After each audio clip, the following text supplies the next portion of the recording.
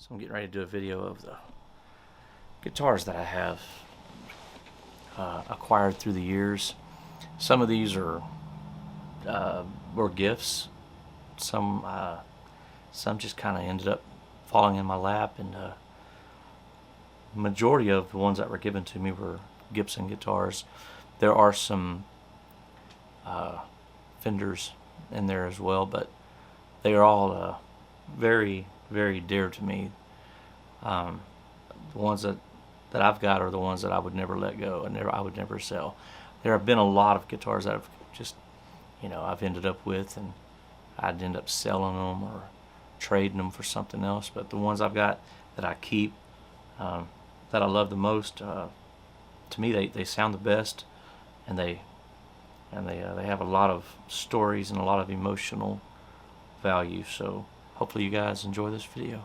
The first one, this is the Stan Baitman guitar. This was, I don't know if you can see that or not, but see if I can get a good view of that in there. Made for Stan Baitman.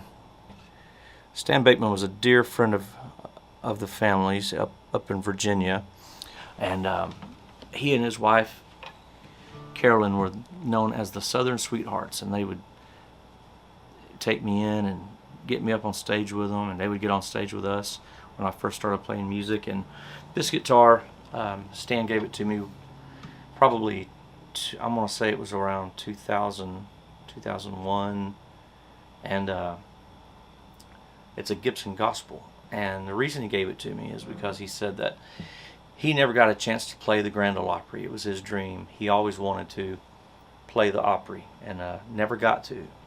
But he gave me this guitar, and he said, "Son, I know I'm just going to see you playing on the Opry one of these days, and I want you to have this guitar.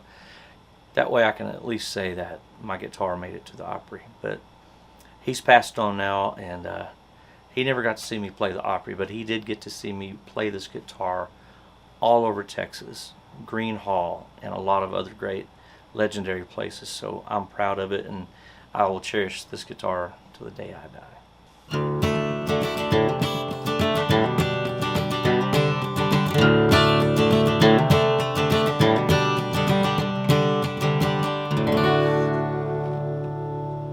Stan Baitman. This guitar is an ES347. I think it's from the 70s or 80s. My buddy Mike gave it to me. It was his brother's, and it meant a lot for him for me to have it, and he told me he wanted to give it to me, so I ended up with it. This guitar, he said, had gone all over the world. I think it was on maybe a submarine or a ship, but said it had gone all over the place, and his brother passed on and left him with this guitar, and he wanted me to have it, so I'm honored to have this guitar. This is a really cool sounding old guitar.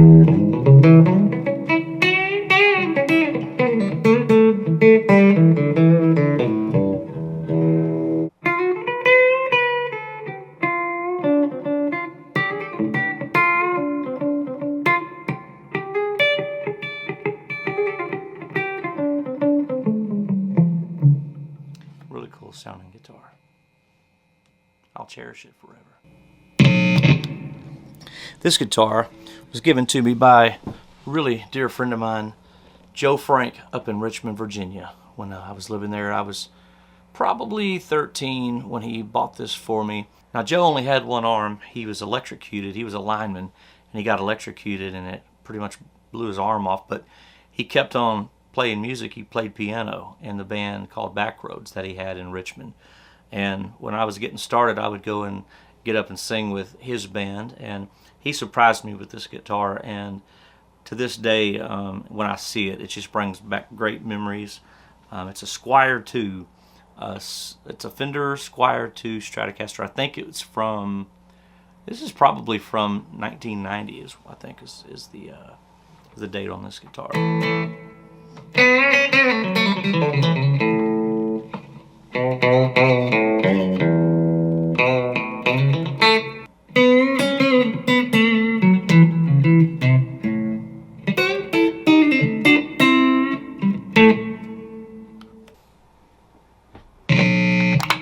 Now this one right here, this is my baritone.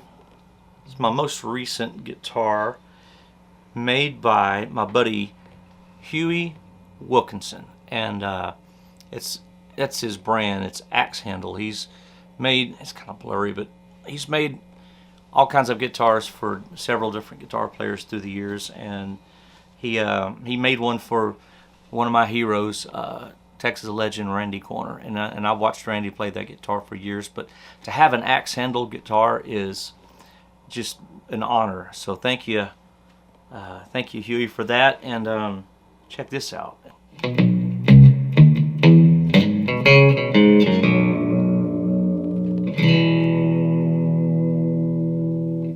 So this is Fairy Tale. My Uncle Joe named this guitar Fairy Tale because it has this kind of magical sound when you put it in the middle. Let me see if I can get rid of this buzz. But here's the sound. Kind of a shimmery sound, you know.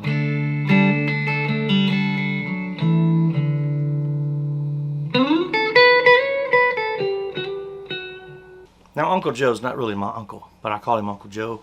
He's one of my dad's best friends. They used to work together and lay brick together, and he's just like an uncle to me. And when I was 10 years old, he was playing this guitar in his living room, and this is a Gibson 125 that he added an extra pickup to. And he told me when I was 10 years old, he said, "Son, if you ever learn to play it, it's yours." Well, fast forward 20 something years, and I'm playing at the Crawfish Festival in Old Town Spring, and our stage manager taps me on the shoulder and said, "Hey, there's this old man standing back behind you with a guitar." He said, "Are you expecting someone to play with you on stage?" And I said, "I don't think so." And I turn around, and there's Uncle Joe, and he's got this old guitar in the case, just standing there. And I remembered when I was a kid that he said that. And he walked out on stage right in the middle of the show and just handed it to me. He said, "It's yours. You learn how to play." He said, "Now it's yours." And I'll always cherish this. So thank you, Uncle Joe. This is my Gibson J45 that my good friend Cody bought me. And my buddy Chris gave me that little leather piece there. I don't know if you can see it. So I'm having a hard time making it focus, but let's see. Let's see if I can click on it. Yeah, there you go. And this is my J45. I use it most of the time.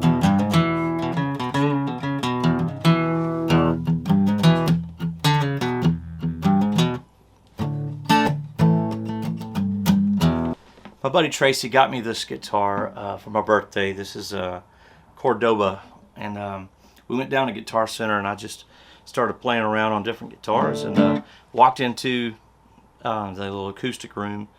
It was right before you get into the room that has all the more expensive guitars, and I saw this one. I just picked it up, and it was just loud. It just sounded good to me, and I said, "Man, I like that one."